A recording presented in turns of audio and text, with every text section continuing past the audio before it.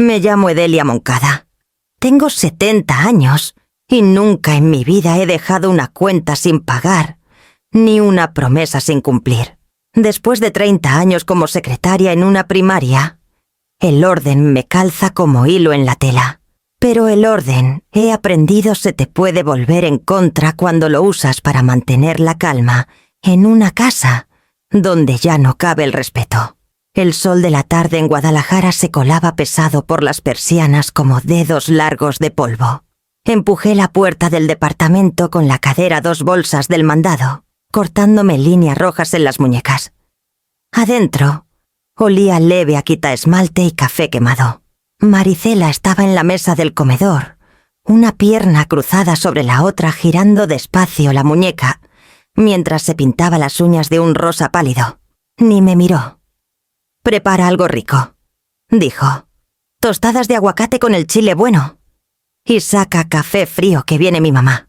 Las palabras cayeron una a una, ligeras como aire y filosas como navaja. Dejé las bolsas en la barra y respiré hondo. Había leche pan de caja naranjas y un pedacito de bistec que me había prometido para el fin de semana. Lo compré con mi propia lana de la pensión, que todavía rinde si la trato con cariño. «Este es mi departamento», dije manteniendo la voz firme. «Acabo de llegar. Necesito guardar las cosas». Maricela sopló suave sus uñas y me miró con esa sonrisa que se les da a los niños que no entienden las reglas. «Ahora vives en nuestra casa. ¿Te acuerdas? Te dejamos quedar porque nos ayudas. Así que ayuda». La palabra dejar me dolió como limón en cortada. Yo había cubierto sus enganches, pagado los recibos atrasados y metido billetes en la cartera de mi hijo cuando juraba que me los regresaba la próxima semana. Me giré hacia la ventana donde la luz atrapaba el polvo en el vidrio. La puerta se abrió. Ramiro entró con su mandil de trabajo, los hombros caídos después de 10 horas de turno. «¿Qué pasa?», preguntó ya cansado. «Tu mamá está de necia», dijo Maricela. Le pedí unas tostadas. «¿Quiere armar un drama?». Ramiro nos miró a las dos, la vena de la mandíbula saltando. «Mamá, por favor, no vale la pena el show. Hazlas. No la hagas difícil». Sentí que el piso se ladeaba como si la habitación hubiera cambiado de forma. El perfume de Maricela me llegó primero algo floral con filo metálico, mientras se levantaba de la silla. «Así funciona esto», dijo bajito. «Ayudas cuando te pido. Sin preguntas, o este arreglo se acaba hoy». Miré a mi hijo. No dijo nada. «Está bien», susurré. Maricela sonrió, segura de haber ganado. «Órale. La cocina te espera». Pero no me moví hacia la estufa. Me fui a mi cuarto pasando el pasillo que pintamos juntos la primavera pasada y empecé a pensar dónde guardaba la maleta. El sonido de mi propia respiración era lo único que tenía sentido. Me paré en la puerta de mi cuartito y dejé que el silencio se acomodara. Los pasos de Maricela se perdieron rumbo a la cocina, su voz ya alzada hablando por teléfono con su mamá. El departamento olía leve a limpiador de limón y cera. Miré las paredes, que fregué las cortinas, que orillé los portarretratos que ya no eran míos. La decisión ya estaba tomada. Solo faltaba el movimiento. La maleta estaba al fondo del closet, cubierta de una capita de polvo. La jalé y la puse en la cama. El cierre se atoró un segundo antes de ceder con un chirrido seco. Doblé 2 faldas, unas blusas, un suéter y una bata. Mis manos trabajaban despacio, firmes como reloj que marca su propio tiempo. En el buró mi cajita de pastillas esperaba junto a la foto de mi esposo. Era de nuestro 30 aniversario, él con su mejor saco, yo con un vestido que cosí de retazos de oferta. Su mano descansaba en la mía como siempre cuando quería que dejara de preocuparme. Metí la foto en un bolsillo lateral acolchada por el suéter y cerré el compartimento. Cuando agarré el cuaderno de cuero chico, su tapa se sentía suave de tanto usarlo. Adentro había páginas llenas de columnas prolijas, cuentas pagadas mandado, comprado cuotas de la escuela gasolina. Había escrito mi vida en esas líneas como si el control pudiera espantar al desmadre. Dudé, luego lo guardé junto a la foto. El departamento zumbaba con el motorcito del refri. Del cuarto de adelante venía el taconeo de Maricela, el ritmo bajo de su voz. Cerré la maleta con cuidado sin dejar que los cierres tronaran. En el pasillo la luz de la ventana se estiraba larga y dorada. Pasé la cocina sin mirarla. En la barra estaban las compras de esa mañana, la leche sudando el cartón, las naranjas brillando bajo la luz que se iba el bistecito envuelto en papel. Los dejé donde estaban. En la puerta busqué el llavero. El metal estaba tibio del calor de la tarde. Por años cargué esas llaves como prueba de que pertenecía así a algún lado. Las dejé en el gancho junto al marco de Ramiro a los 5 años desdentado, abrazando su lonchera de dinosaurio, sonriendo al mundo como si siempre fuerais a ser bueno.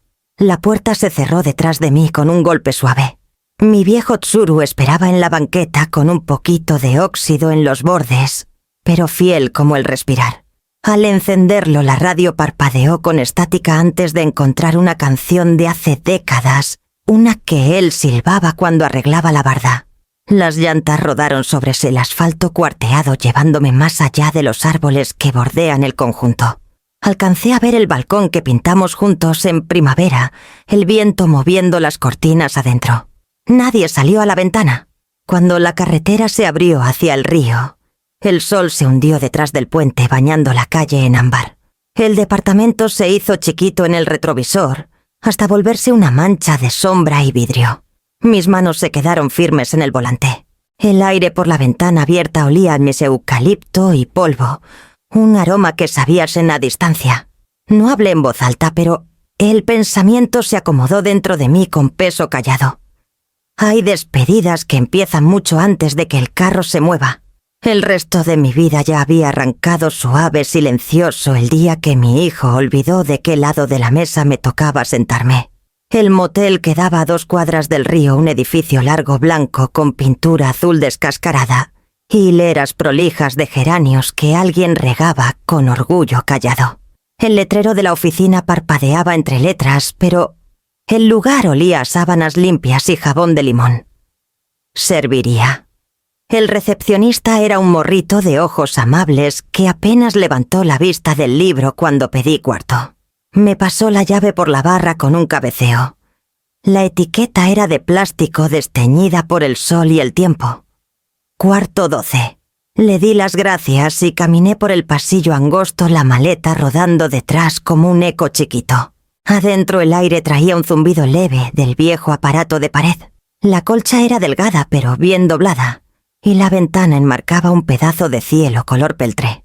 Puse la maleta en el soporte y me quedé un rato parada esperando que llegara el arrepentimiento. No llegó. Me lavé las manos en el lavamanito, el agua corriendo por la piel, como recordatorio de que el movimiento todavía existía. Luego abrí la maleta y guardé cada prenda doblada en los cajones del buró. La foto de mi esposo fue al buró junto a la lámpara.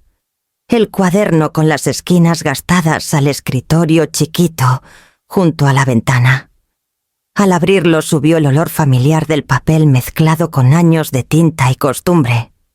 Los últimos 8 meses eran un desfile de círculos azules y palomitas, transferencias de renta luz, mandado un préstamo de emergencia marcado temporal que nunca se pagó. Pasé el dedo por los números. Habían vivido bien con mis ahorros y yo lo había llamado amor. Giré a una página limpia y tracé una línea arriba. Con letra cuidadosa, imprimí una palabra hoy. Debajo la primera tarea: cancelar transferencia de renta. Las siguientes líneas salieron sin titubear: cerrar tarjetas compartidas, quitar líneas de teléfono, llamar al seguro, verificar ahorros.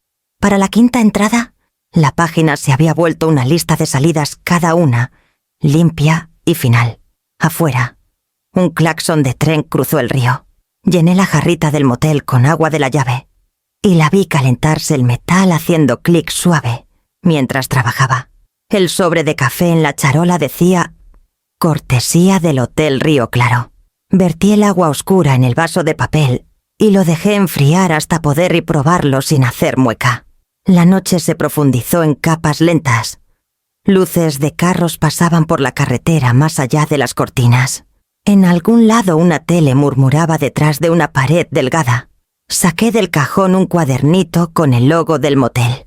En la primera hoja copié mi plan otra vez más despacio, dejando que cada palabra calara. Parar, quitar, congelar, llamar. El ritmo me calmaba. Pensé en Ramiro a los 5 años, su manita agarrando mi falda, mientras cruzábamos el estacionamiento, el primer día de clases. Me había mirado con ojos llenos de fe en que el mundo lo cuidaría. Pasé la vida tratando de hacer eso cierto. Ahora entendía que la seguridad no puede venir del sacrificio de alguien más. Puse fecha a la página y la deslicé bajo la tapa del cuaderno como promesa callada. El reloj del buró tic-tac suave, un corazoncito mecánico que no se apuraba por nadie.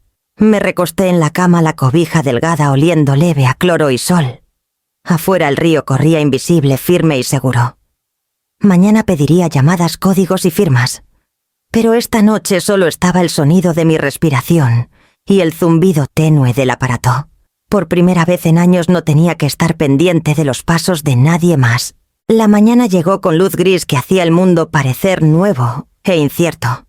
Me senté en la cama del motel, el aire zumbando, bajo del aparato sobre la ventana.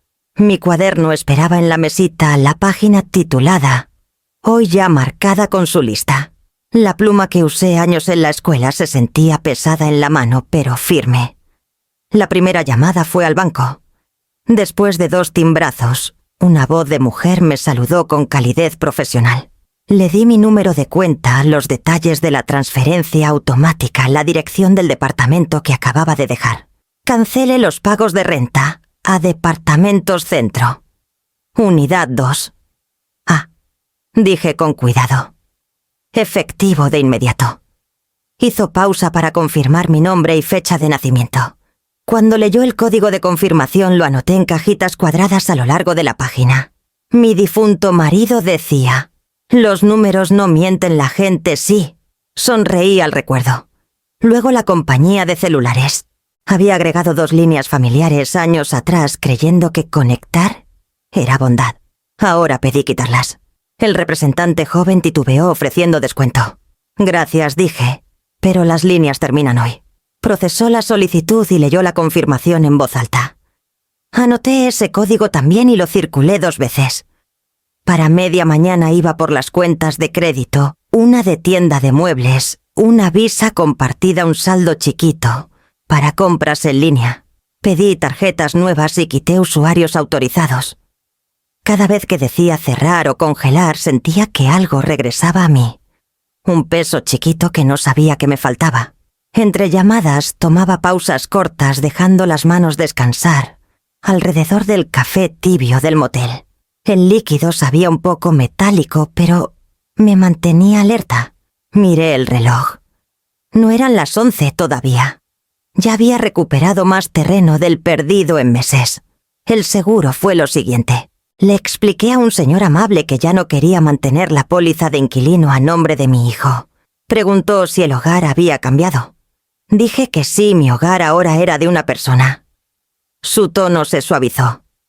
Hago el ajuste, dijo.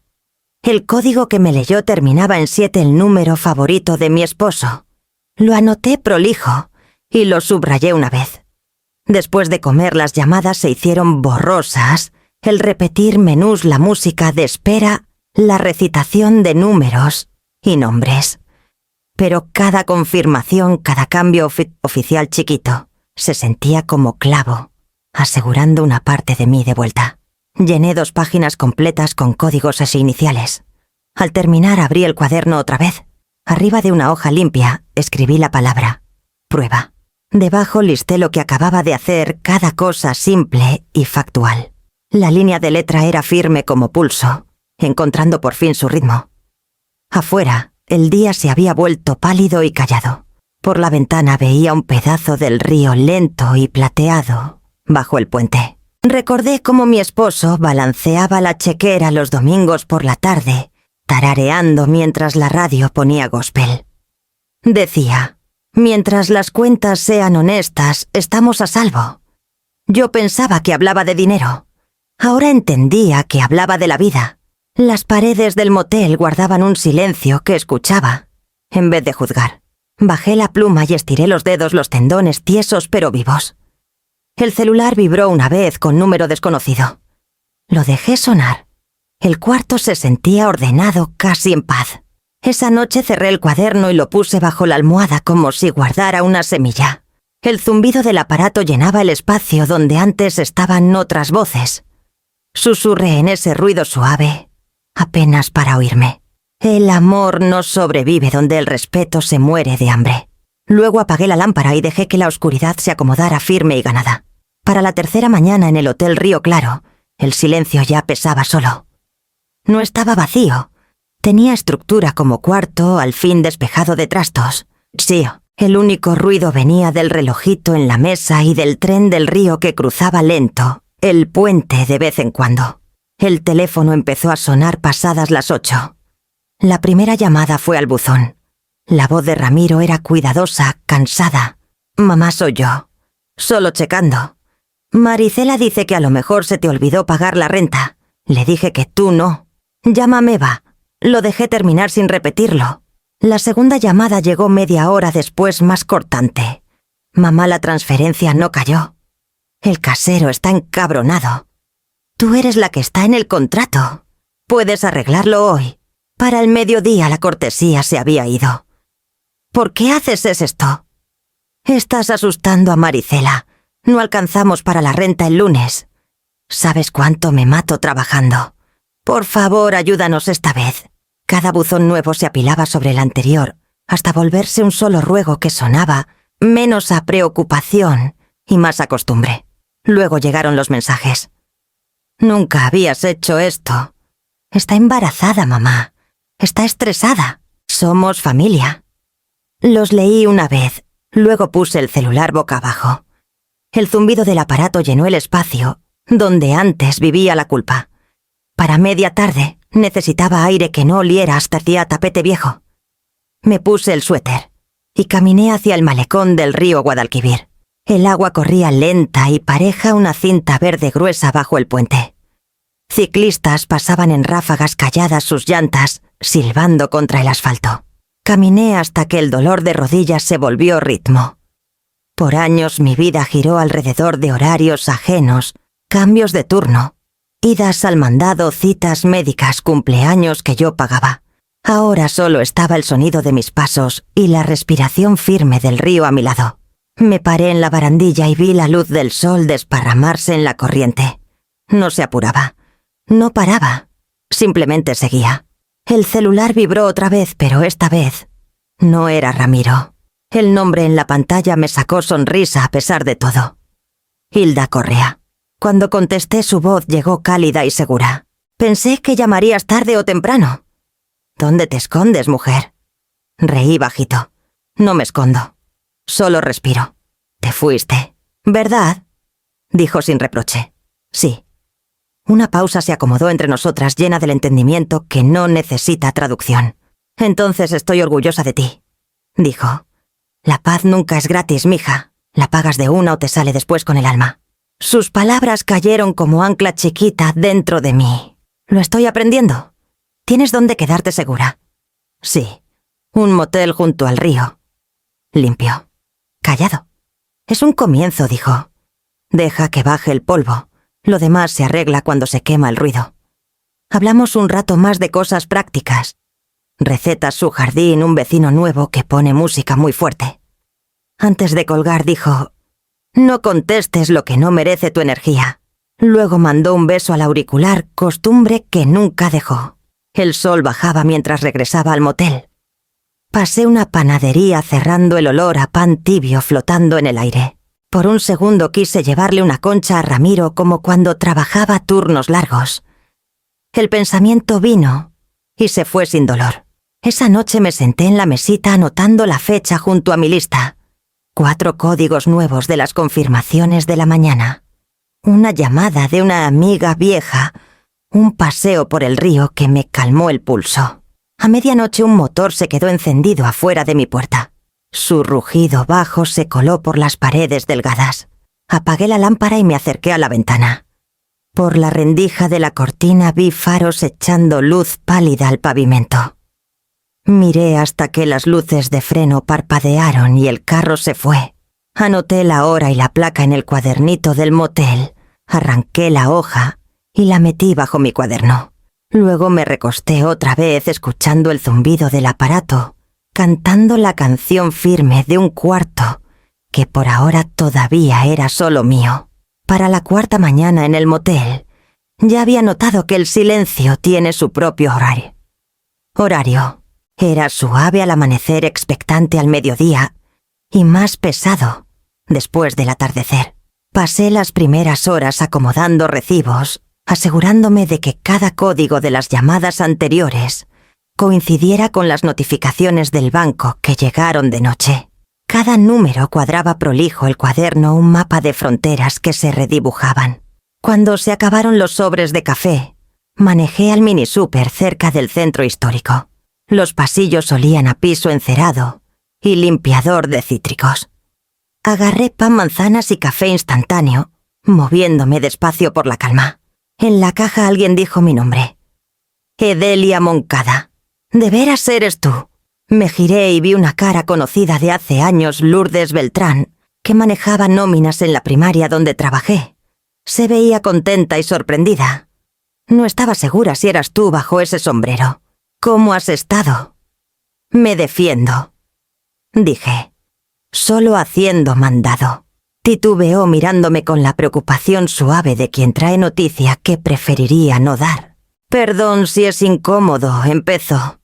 Mi sobrina trabaja en esa tienda de cosméticos en la calle Juárez, la nueva con fachada de vidrio.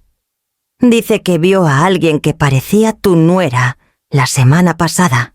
La mujer usaba una tarjeta con tu nombre. El aire se me apretó en el pecho. ¿Mi nombre? Lourdes asintió bajando la voz. Le pareció raro porque la firma en el recibo no coincidía con la tarjeta. Dice que eran productos caros devueltos 2 días después por efectivo. Logré una sonrisa chiquita, aunque la garganta se me secó. Gracias por decírmelo, Lourdes. Su cara se suavizó con disculpa. Pensé que debías saber. Cuídate, ¿eh? Al llegar al carro me quedé con las manos en el volante, hasta que el pulso se calmó. Luego abrí la app del banco. La lista de transacciones se desplegó en filas azules y grises, 2 boutiques de cosméticos, una tienda de ropa de diseñador, un local de electrónicos, cada una marcada con montos que seguían el mismo patrón. Compra, devolución, compra, devolución. La más reciente era de ayer. Bajé más el estómago apretándose con cada línea. Los totales no eran grandes, pero eran exactos, practicado como si alguien lo hubiera hecho antes. Mi nombre aparecía junto a cada cargo prolijo como tinta. Por un largo rato solo pude mirar. No era por el dinero. Era por cuánto tiempo debió pasar mientras yo cocinaba cenas, pagaba cuentas y creía cada promesa de devolución. De regreso en el motel, abrí el cuaderno en la página titulada Prueba. Las líneas me esperaban como testigo tranquilo. Anoté las nuevas entradas, cada una con fecha y nombre del comercio. Luego imprimí los estados más recientes. La impresora del lobby costaba 10 pesos la hoja. Vi las hojas salir tibias y oliendo leve a tinta. Al volver al cuarto puse los papeles en la colcha, alineando cada esquina. Luego saqué el celular, los fotografié uno por uno y creé una carpeta llamada Prueba Viva. La respaldé 2 veces etiquetando las copias con hora y fecha. La rabia intentó subir rápida y filosa, pero se quemó antes de llegar a la voz. Lo que quedó fue una sensación más firme, delgada pero fuerte claridad. Mi esposo decía que la verdad viaja despacio, pero nunca pierde el camino. Antes del atardecer cerré la puerta del motel, junté la carpeta y manejé al centro. La ciudad brillaba dorada bajo la luz tardía, las ventanas convirtiendo las calles en espejos. La unidad de delitos financieros estaba en un edificio bajo junto al Palacio de Justicia, su entrada marcada solo por un letrero modesto. Estacioné en la banqueta, apagué el motor y me quedé un rato mi reflejo flotando en el parabrisas. Por primera vez en años caminaba hacia algo en vez de huir de ello. Agarré la carpeta, alisé los bordes con el pulgar y bajé del carro el aire de la tarde fresco contra la cara. El lobby de la comandancia olía leve a limpiador de limón y papel copia. Las paredes eran un beige cansado que recordaba pasillos de escuela, al final del verano el aire esperando que pasara algo. Me paré en la barra con mi carpeta apretada contra el pecho, mientras el oficial joven revisaba mis impresiones. Asintió una vez, luego me pasó un portapapeles. Motivo de la visita. Escribí con cuidado reporte fraude con tarjeta explotación financiera a adulto mayor. Las palabras se veían formales, lejanas del dolor que me trajo aquí. Me mandó por un pasillo a una oficina marcada Detective N. Arriaga. Al tocar una voz de mujer contestó calma y clara. «Pase». La detective Nora Arriaga parecía tener unos 40 y tantos, el pelo oscuro recogido prolijo en la nuca y esa cara que registra detalles antes de decidir qué sentir. Su escritorio estaba ordenado pero lleno carpetas, taza de café, un tablero con líneas de tiempo y flechas atrás de su silla. Le di la carpeta y empezó a leer en silencio. El reloj de la pared marcó cada página que volteaba. Después de un rato dijo: «Ya hiciste nuestro trabajo». Su voz no era burlona, traía algo cercano al respeto. Me senté frente a ella y crucé las manos en el regazo. Solo necesitaba verlo claro. Dije. Asintió. Eso es más de lo que la mayoría logra cuando hay familia de por medio. Tomó una impresión que mostraba los cargos y devoluciones repetidos. Estos patrones son clásicos de lo que llamamos esquemas de conversión de efectivo. Compras con tarjeta ajena, luego devolución por cash. A veces es con desconocidos. A veces familia. Lo clasificamos como explotación financiera a adulto mayor. Las palabras cayeron más pesadas de lo que esperaba. Explotación financiera a adulto mayor.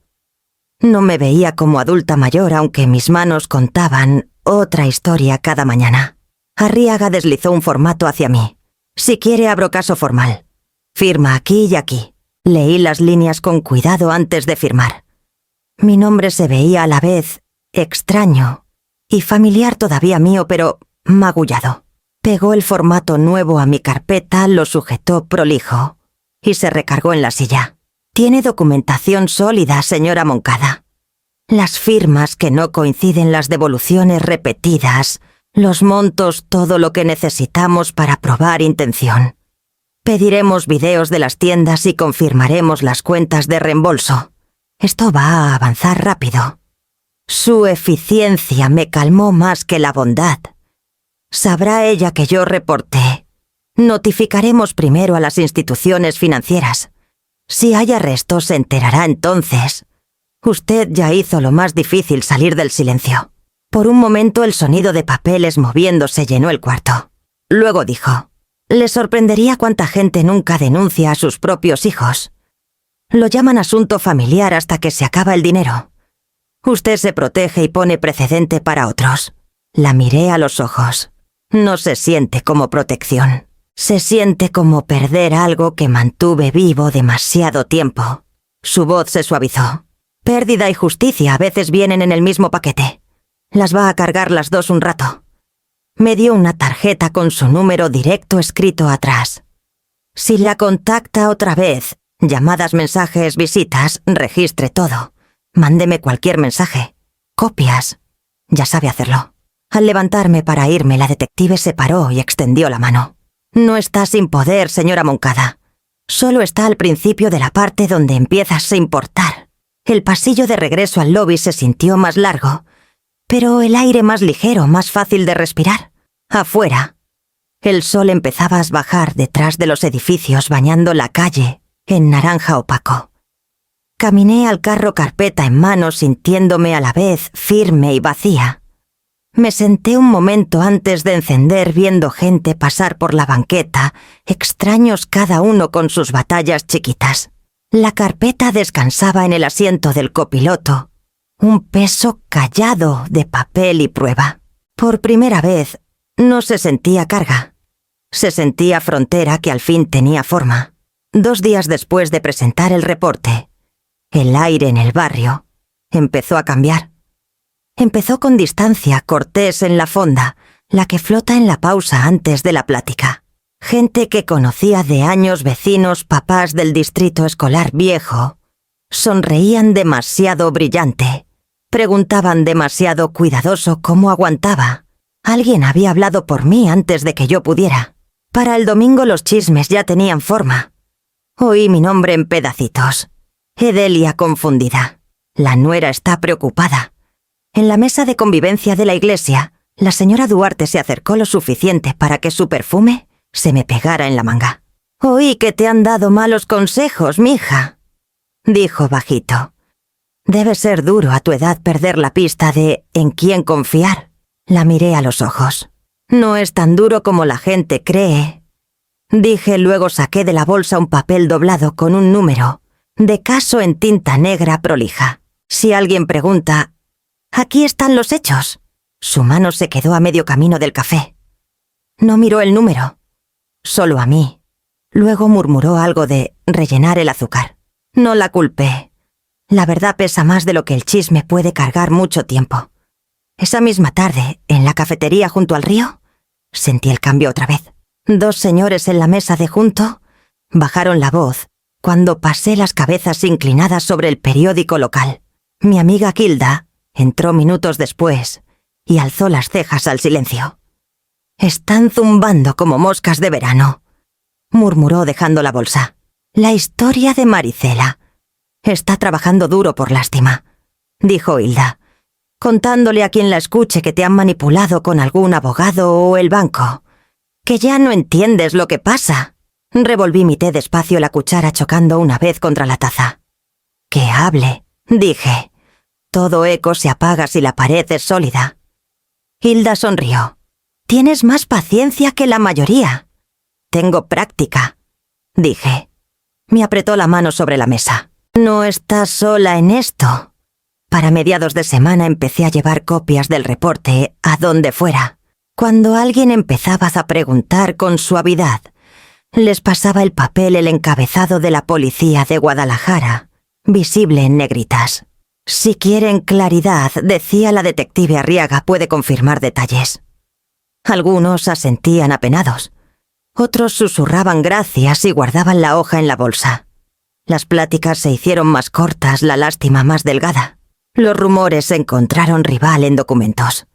En la biblioteca el encargado principal, un señor que balanceaba su chequera en la hora de comida, me paró cerca del mostrador. No sabía qué creer, dijo. Pero leí el reporte. «Hiciste lo correcto». «La verdad es paciente», contesté. «No le molesta esperar su turno». Al volver al motel esa tarde el aire del cuarto se sentía más ligero. Me senté junto a la ventana chiquita que da al estacionamiento y anoté las notas del día en el cuaderno. 2 caras de apoyo, una dudosa, un nuevo aliado. No era victoria, pero era movimiento. Más tarde esa semana en el estudio bíblico el pastor Ruiz preguntó si quería hablar. Decliné. Ya no necesitaba defenderme. En vez de eso, escuché a los demás leer versos sobre justicia y misericordia. Sus voces firmes sin prisa. Al terminar, una señora que apenas conocía me tocó el hombro y susurró. «Oí la verdad. Lo siento por lo que dijeron». Asentí agradecida pero no sorprendida. Las mentiras queman rápido. Los hechos tardan, pero aguantan. Esa noche de vuelta en el motel prendí la lámpara chiquita junto a la cama. El cuarto estaba callado, salvo por el zumbido bajo de los carros en el bulevar. El número de bronce en mi llave brilló en la luz, prueba de que todavía tenía la entrada a mi propia puerta. Por primera vez en semanas oír mi nombre en bocas ajenas ya no dolía. Había pasado por el humo y regresado a casa intacto. El aire de la mañana traía la calma que queda después de mucha lluvia. Caminé a la iglesia temprano, el cielo todavía pálido, las calles oliendo leve a hojas mojadas y polvo. Quería silencio antes del servicio, tiempo para sentarme en la banca de atrás y dejar que los himnos lavaran el ruido que quedaba de la semana. El templo se llenó despacio. El pastor Ruiz estaba cerca del altar acomodando notas, saludando a la gente al entrar. Algunos me asintieron cautelosos pero amables. Lo peor de los rumores había perdido brillo. Pensé que tal vez el ruido al fin había pasado. Estábamos a la mitad del último himno cuando las puertas se abrieron detrás de mí con un chorro de luz. Las cabezas giraron. Maricela estaba en la entrada, el celular alzado frente a ella como arma. Su voz cortó la música. Ahí está la mujer que abandonó a su familia. Todos tienen que saber lo que hizo. La pianista titubeó, luego paró. La iglesia cayó en un silencio tan hondo que parecía zumbar. Maricela dio un paso, los tacones fuertes en el azulejo. «Esto es abuso adulto mayor», anunció moviendo el celular hacia mí. «La están manipulando desconocidos del banco. Perdió el contacto con la realidad. Miren lo que nos hacen». Algunos jadearon. Otros se miraron inseguros. El pastor Ruiz empezó a bajar por el pasillo, la mano alzada en autoridad, calma. Pero yo me puse de pie primero. Mis manos no temblaron. «Maricela», dije. «Pareja, deberías dejar de grabar». Siguió apuntándome el celular. «Diles la verdad entonces. Diles que cortaste a tu propio hijo. Diles que dejas que extraños te controlen». Saqué de la bolsa el reporte policial doblado. «Detective Nora Arriaga, policía de Guadalajara», dije sosteniendo la hoja para que todos vieran el encabezado. «Número de caso 741-93. Explotación financiera a adulto mayor. La investigación empezó hace 2 semanas con evidencia de cargos fraudulentos repetidos a mi nombre». Un murmullo recorrió la gente. La mano de Maricela vaciló la cámara perdiendo foco. Mantuve la voz firme. «Quien tenga preguntas puede contactar directo a la detective Arriaga. Su información está en el expediente». El pastor Ruiz llegó a su lado. «Señorita Torres, este no es lugar para pleitos», dijo suave. «Baje el celular, por favor». Los ojos de Maricela saltaron de él a las caras que la miraban. La seguridad que antes le daba poder empezó a diluirse. «Está inventando», dijo débil. «Está enferma. Ya verán, está enferma». El pastor Ruiz se puso entre nosotras, una palma abierta guiándola al pasillo. «Aquí no se arma este pleito», dijo. «Si hay verdad, saldrá donde debe, en juzgado, no en iglesia». Los labios de Maricela se apretaron en línea delgada. Por un segundo vi el destello de pánico bajo su coraje, el reconocimiento chiquito de que el control se le escapaba. Luego giró brusca y salió el celular todavía grabando, aunque el brazo le temblaba. Las puertas se cerraron detrás, y el silencio llenó el espacio que dejó. El pastor Ruiz me miró. Asentí una vez y me senté. El coro empezó otra vez, las voces titubeantes al principio, luego más fuertes. El sonido subió a las vigas y se quedó ahí, puro e intacto. Al terminar el servicio, varios se acercaron a darme la mano. Nadie pidió explicaciones. Sus caras traían algo más callado que lástima, entendimiento, tal vez respeto. Les di las gracias y salí al sol.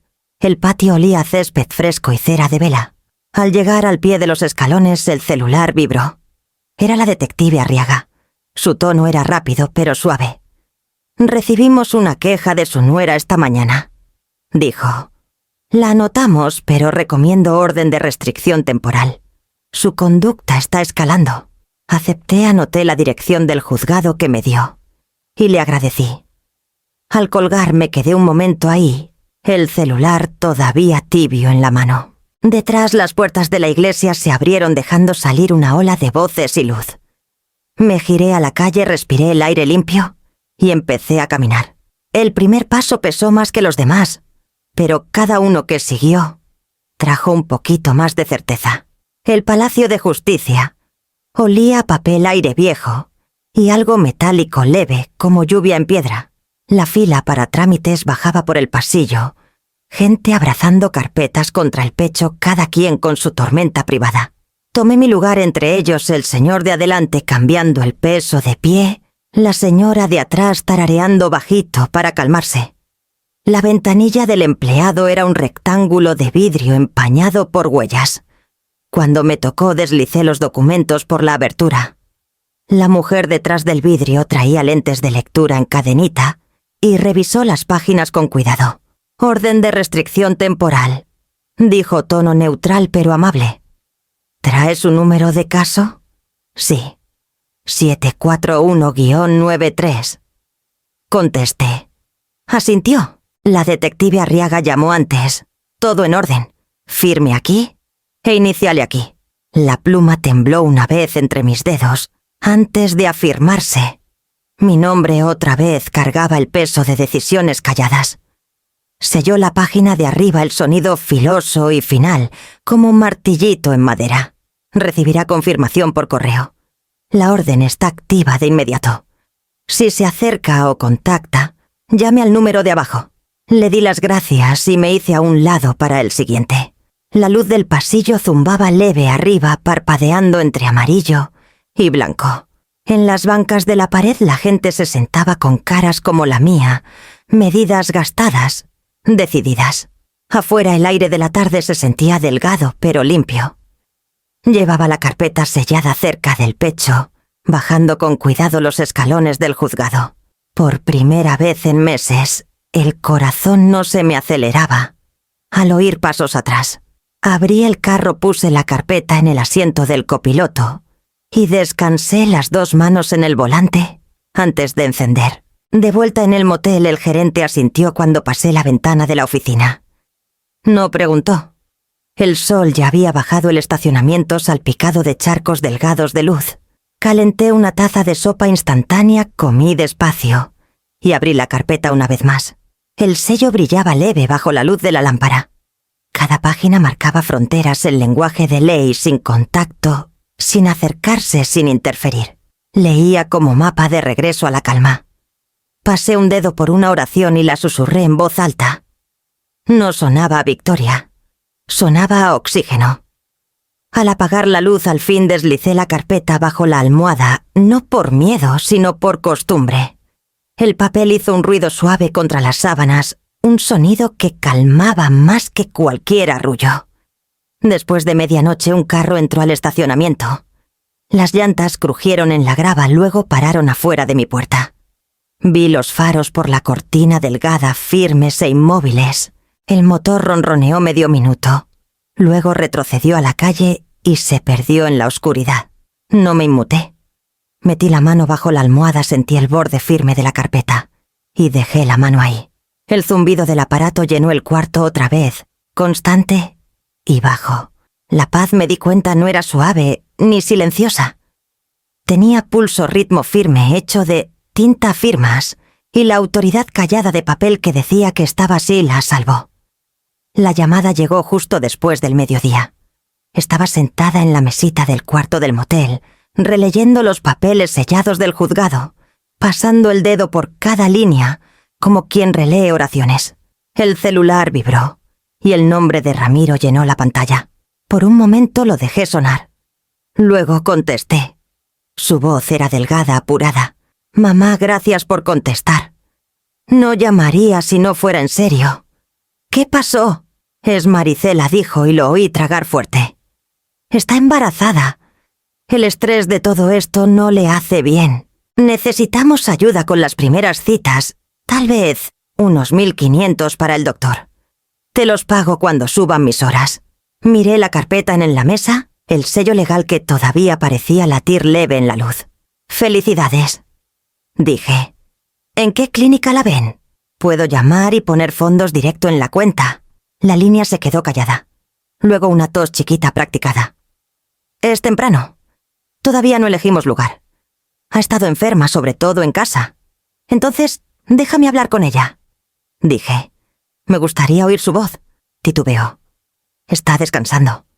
«Ya veo», dije suave. «Cuando tengan el nombre de la clínica me lo das. Yo me encargo así». Hubo un respiro en la línea que sonó más a derrota que a exhalación. «¿No me crees?» «Creo lo que se puede comprobar», dije.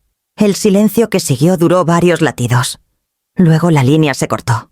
Esa tarde llamé a la detective Arriaga y le conté la plática. Pidió un momento el sonido de tecleo de fondo. Cuando habló otra vez, su tono era medido. «Checamos clínicas locales esta mañana. No hay registro de Maricela Moncada en citas actuales, ni en seguros. Si dice que está embarazada, lo usa de palanca. Le agradecí, anoté la fecha en el cuaderno y la subrayé 2 veces. En la misma línea escribí 2 palabras: ilusión caducada. 2 días después, el casero de Departamentos Centro dejó un mensaje de voz. Su voz era disculpada, cansada. Señora Moncada, perdón la molestia, pero su nuera pasó esta mañana a pelear derechos de inquilino. Le recordé que solo su nombre está en el contrato. ¿Y los pagos? Se fue sin decir más. Esta tarde, vecinos la vieron empacando un baúl. Se largó. ¡Largó! ¡Qué palabra tan chiquita para el vacío que dejó! Esa tarde me senté afuera del motel en el pasillo angosto, el sol bajo sobre el río. Carros pasaban las llantas zumbando en el asfalto. No sentí triunfo ni coraje, solo la calma firme de algo acomodándose en su forma final. Adentro giré una página limpia en el cuaderno y escribí: deudas pendientes ninguna. Debajo agregué una nota: La paz pide cierre. La pluma corrió suave sin titubear.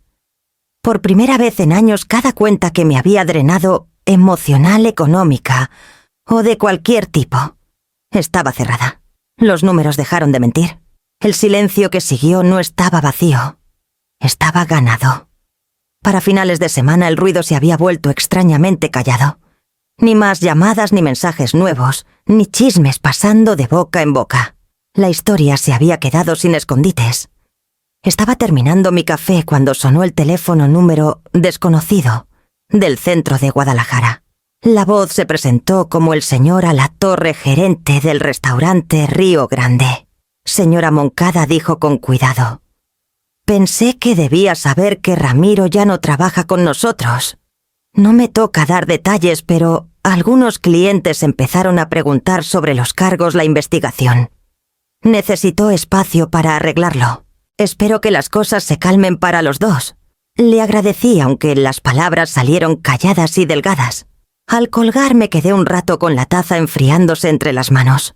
Mi hijo siempre intentó cargar la dignidad como agua, sin darse cuenta de que se escurre, aunque mantengas las manos abiertas.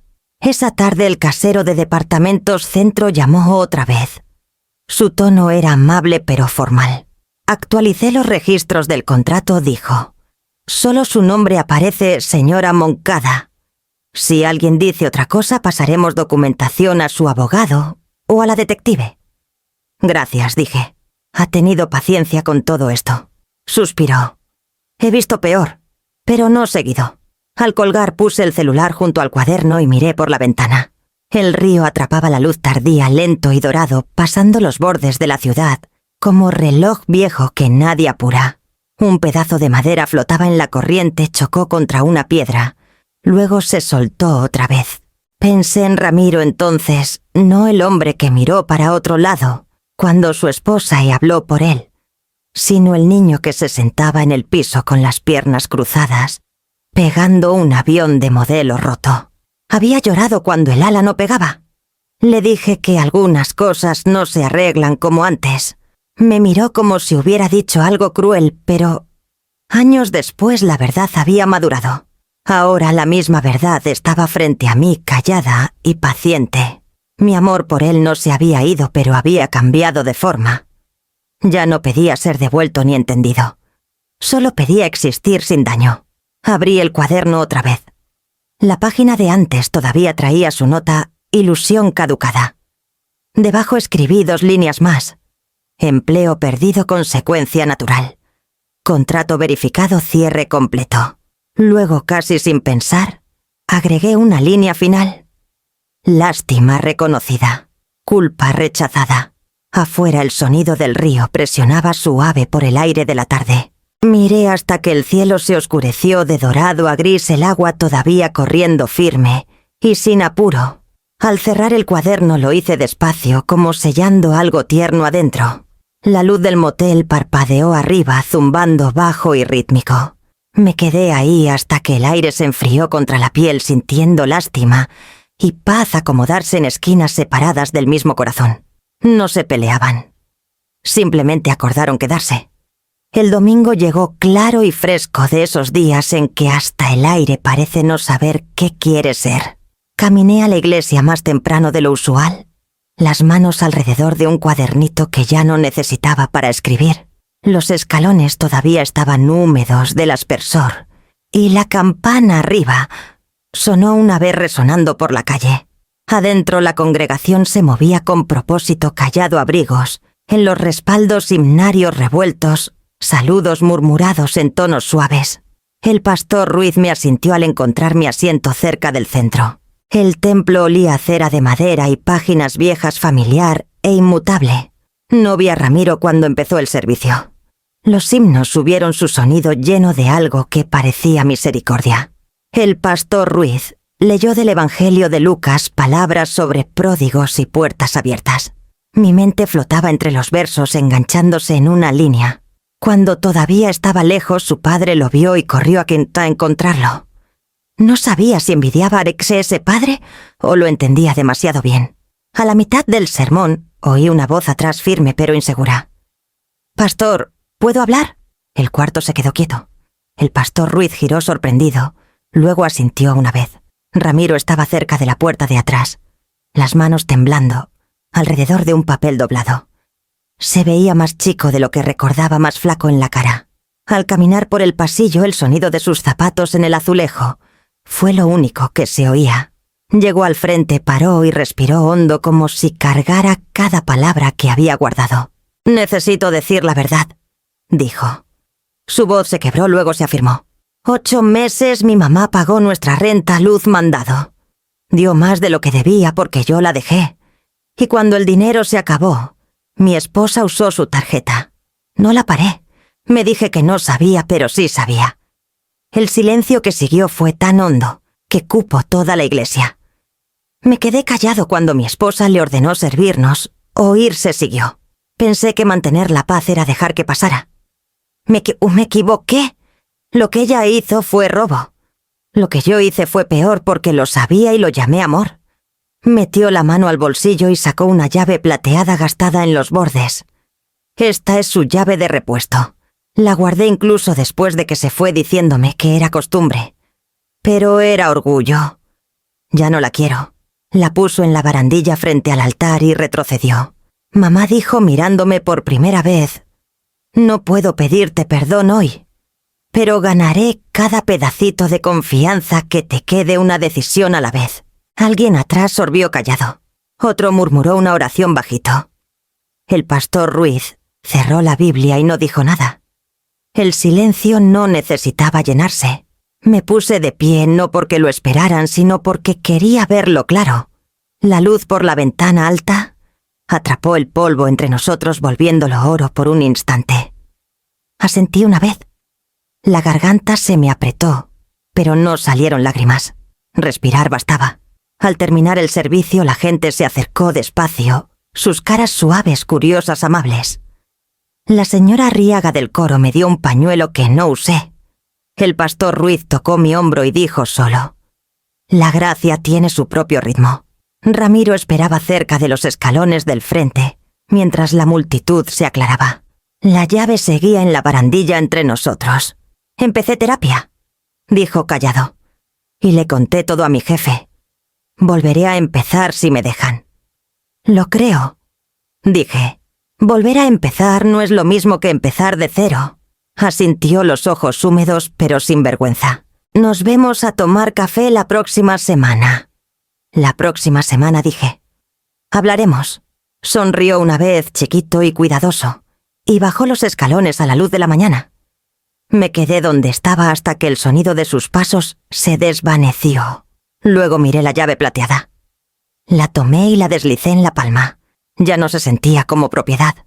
Se sentía como prueba de que el amor, incluso dañado, todavía puede elegir decir la verdad. 2 semanas después de la confesión de Ramiro, me paré frente al mismo edificio que una vez llevó solo mi nombre. Departamentos. Centro, su ladrillo todavía color óxido y sol de tarde, sus ventanas atrapando la luz del río. El casero me había dado los papeles nuevos de la escritura esa mañana junto con la marca del registro municipal, confirmando la transferencia al fideicomiso comunitario. Ya no era mío. Y de alguna forma eso lo hacía más mío que nunca. El proyecto tomó meses callados de trabajo con el pastor Ruiz, la oficina de extensión del ayuntamiento y una asesora legal del Centro de Mujeres del centro. Juntos dimos forma a lo que sería el edificio refugio temporal para mamás e hijos que necesitaban una puerta que cerrara una cocina que oliera y usa comida en vez de miedo. Un lugar donde volver a empezar no se sintiera fracaso. Lo nombraron Casa Moncada. No propuse el nombre, pero cuando vi la placa de bronce junto a la entrada no discutí. Una inscripción sencilla debajo, fundada para quienes empiezan de nuevo. El día de apertura fue sencillo, nada elegante. Unos voluntarios acomodaron sillas plegables en el patio. Niños corrían entre ellas su risa delgada y alta como canto de pájaros. Ayudé a colgar una manta de papel en la entrada. Las letras tambaleaban en pintura. Bienvenidas a casa. Adentro los cuartos olían a pintura fresca y sábanas limpias. La luz entraba por ventanas que una vez miraron la vida que creían necesitar mantener. Ahora enmarcaban un comienzo para alguien más. Una mujer de la edad de mi hijo se me acercó. Cargaba un bebé en la cadera, una pañalera delgada colgada del hombro. Su sonrisa era tímida, casi insegura. ¿Usted es la señora Moncada? Sí, dije. Cambió al bebé de lado y extendió la mano. Soy Tania. Mi hija y yo nos mudamos anoche. Dicen que usted hizo esto posible. Negué con la cabeza. Mucha gente ayudó. Sus ojos brillaron. Me dio más que paredes. Me dio prueba de que se puede irse y todavía pararse firme. Por un momento no pude hablar. Los deditos del bebé apretaban el cuello de la blusa de su mamá. Toqué el borde de la pañalera en su lugar, anclándome en la suavidad de la tela. Entonces ya valió la pena, dije. Sonrió otra vez y caminó a la cocina donde dos mujeres más desempacaban trastes y reían por tazas disparejas. La vi irse sintiendo algo dentro de mí. Aflojarse, no dolor, no orgullo. Solo una liberación lenta que dejaba entrar aire a lugares largamente hambrientos. El pastor Ruiz apareció a mi lado, las manos cruzadas flojas atrás. «Hiciste algo bueno», Edelia dijo. «Hice algo necesario», contesté. Asintió mirando a los niños persiguiéndose cerca de la reja del patio. «Eso suele ser lo mismo». Afuera la tarde se deslizaba hacia Dorado. Salí al porche y miré la placa otra vez. Casa Moncada. Mi nombre ya no se sentía posesión. Se sentía testimonio. Una reportera del periódico local preguntó si quería decir unas palabras. Decliné.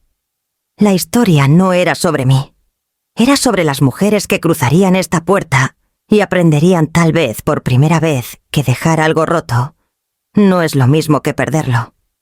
Antes de irme, saqué de la bolsa la llave de repuesto que Ramiro devolvió en la iglesia. La sostuve un momento sintiendo sus bordes gastados. Luego la puse suave en la mesa de entrada, junto al libro de firmas. Ya no me pertenecía a quien la necesitara después. Al salir, la risa de los niños me siguió por el camino. El aire olía leve a jabón, pintura y pan fresco de la cocina. Giré una vez a mirar el edificio, el sol brillando en la placa de bronce. La pérdida una vez vivió dentro de esas paredes. Ahora se había vuelto refugio. Y parada ahí, viendo las puertas abrirse a extrañas que encontrarían su camino a través de ellas, entendí que sanar no pide devolución, pide propósito, y al fin había encontrado el mío. La casita quedaba 1 kilómetro río arriba de la casa Moncada, un cuadrado de madera blanca escondido detrás de sauces que se inclinaban bajo, hacia el río Guadalquivir. La primera mañana que desperté ahí, la luz entró por cortinas de encaje que cosí de retazos, cayendo suave sobre la mesa de la cocina. El aire olía leve a sal de río y matas de tomate. Mudarme no se sintió como empezar de nuevo. Se sintió como llegar al fin a donde iba todo el tiempo. El casero, un mecánico jubilado con modales cuidadosos, dejó una nota junto al fregadero «Bienvenida» A casa, señora Moncada. El agua está en temporizador y la tierra es buena para albahaca. Para la segunda semana el jardín ya tomaba forma. 4 matas de tomate en macetas de barro disparejas, 2 hileras de albahaca y un parche chiquito de menta que se negaba a quedarse en su lugar. Pasaba las mañanas podando y regando antes de que subiera el calor. Los guantes manchados de verde, la espalda rica de dolor. Por las tardes tomaba el camión al centro a voluntariar en la biblioteca. Empezó ayudando a señores mayores con las máquinas de autopréstamo, pero pronto daba un taller chiquito de finanzas. La bibliotecaria jefa lo llamó Fundamentos Financieros, pero yo prefería escribir límites prácticos en los folletos. La mayoría eran jubiladas o mamás solteras, tratando de reconstruir ahorros. Les enseñabas a rastrear gastos, a separar lo esencial de la culpa y a llevar un cuaderno callado que dijera la verdad, aunque la gente no. Una tarde una señora de unos 60 se inclinó sobre su hoja y dijo: «Pensé que los números solo me hacían sentir chiquita». «Pueden», dije, «pero cuando los entiendes, ya no te hablan encima». Esa noche agregué sus palabras a mi cuaderno. La paz cuesta menos cuando aprendes la matemática del respeto. Cada jueves Ramiro me encontraba para café en la fondita cerca del puente del río. Las primeras visitas fueron tiesas sus manos jugueteando con servilletas las mías, afirmando los sobres de azúcar entre nosotros. No fingimos que el perdón había borrado el pasado. Solo dejamos la verdad en la mesa junto a las tazas. Una tarde, mientras el vapor subía entre nosotros, dijo callado: «Conseguí trabajo en una ferretería. No es mucho, pero me gusta trabajar con las manos. Eso es trabajo honesto», dije. «Te mantiene con los pies en la tierra». Sonrió chiquito pero real. «Tenía razón, mamá. Volver a empezar no es lo mismo que empezar de cero». «Lo sé», dije. «Cero significa olvidar. De nuevo significa aprender».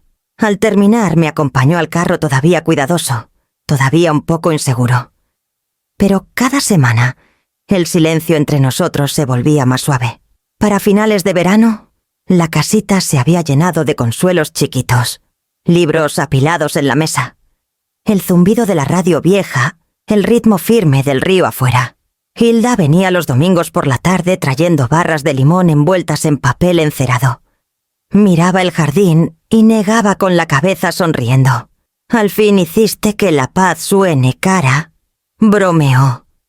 «No fue gratis», dije, «pero valió cada centavo». Reímos, luego se recargó en la barandilla del porche. «Siempre supiste convertir el dolor en propósito. Te tardaste en cobrar intereses». Nos sentamos juntas hasta el atardecer escuchando las ranas empezar sus cantos bajos a la orilla del río. Cuando se fue la luz del porche, atrapó la placa junto a la puerta que decía «Casita 3». Pensé en poner mi nombre debajo, pero decidí no.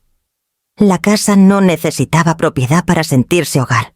Adentro lavé las tazas de café, apagué la radio y me paré junto a la ventana. El río corría lento bajo la luz que se iba firme como respiración. Ya no había ruido que llenar el aire ni voces que corregir o calmar. Solo el ritmo callado de una vida que había aprendido a marcar su propio tiempo. 1 año había pasado desde que planté los primeros tomates afuera de la casita. Las matas se habían adelgazado en invierno y vuelto más fuertes en primavera sus tallos gruesos, con crecimiento nuevo su fruta chiquita pero segura. El río atrás de la casa corría con la misma paciencia lenta de antes, aunque ahora podía decir sus humores solo por el sonido, el susurro suave de la mañana, el pulso más hondo de la tarde. Esa mañana llegó un paquetito del taller de metal local, una placa de bronce plana envuelta en papel café. La había pedido semanas antes, eligiendo las palabras con cuidado, sabiendo que quería que duraran más que yo. La puse en la mesa de la cocina y la desenvolví despacio. El grabado atrapó la luz «Bienvenidas» con respeto. Pasé el dedo por las letras. Se sentían como verdad en un idioma que al fin había aprendido a Ixi hablar. Después de comer saqué el desarmador del cajón y salí al porche. El aire era fresco y olía leve a menta del jardín. Me arrodillé junto al poste cerca de la puerta y fijé la placa en la madera cada vuelta del tornillo, prolija y deliberada. Al pararme las palabras parecían haber estado ahí siempre. En la tarde, Hilda pasó trayendo una lata de galletas de limón. Sis golpeó la placa con el nudillo y la leyó en voz alta. «Eso está mejor que cualquier tapete de bienvenida que haya visto», dijo. «Dice lo que quiero decir». Contesté. Asintió dándome la lata. «Convertiste tu vida en temario, Edelia. La gente debería tomar apuntes». Nos sentamos en el porche con té, mientras la luz empezaba a irse. Me contó del graduación de su sobrino y un gato callejero que adoptó su cobertizo. Cuando se fue, me abrazó fuerte y susurró: «Deja esa luz prendida, mija. El mundo necesita verla».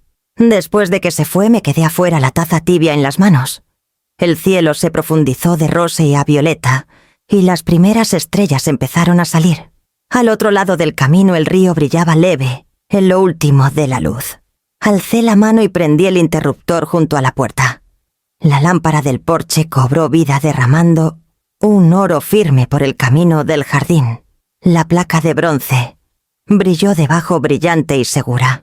Adentro la casa traía los sonidos chiquitos de la tarde, la jarrita enfriándose en la estufa, el reloj tic-tac suave en la sala. Caminé por cada cuarto despacio, tocando lo que había construido aquí. Nada era grandioso, pero todo tenía sentido. Los estantes llenos de novelas prestadas de la biblioteca, las cortinas cosidas de tela vieja, la mesa pulida del uso diario. Cada centímetro pertenecía a una mujer que había elegido su paz y la había pagado completa. Antes de dormir abrí mi cuaderno una última vez. Sus páginas estaban casi llenas, filas de letra prolija, nombres de mujeres de los talleres, notas del progreso, de Ramiro en la ferretería, borradores de presupuesto para el segundo año de la casa Moncada. Al fondo de la página más nueva escribí: «El amor que exige servidumbre muere rápido. El amor que se encuentra con respeto dura». Las palabras se quedaron en el papel mucho después de cerrar el libro. Cuando la jarrita empezó a zumbar otra vez, me serví una tacita de té y salí al porche. El aire de la noche olía a tierra y toronjil. Grillos cantaban a la orilla del río. La luz del porche brillaba sobre las plantas que había cuidado con manos pacientes, volviendo sus hojas plateadas en la calma. Alcé la taza y di un sorbo lento. El calor se acomodó hondo. Por primera vez me di cuenta de que ya no custodiaba mi paz, la vivía. La placa de bronce brillaba a mi lado, sencilla y sin presumir, cargando todo lo que había aprendido. El río corría más allá de los árboles, firme como latido. El resplandor de la lámpara llegaba hasta el borde del jardín, suficiente para mostrar el camino a quien lo necesitara. Y ahí, bajo esa luz, la noche se sentía como algo que al fin me entendía de regreso.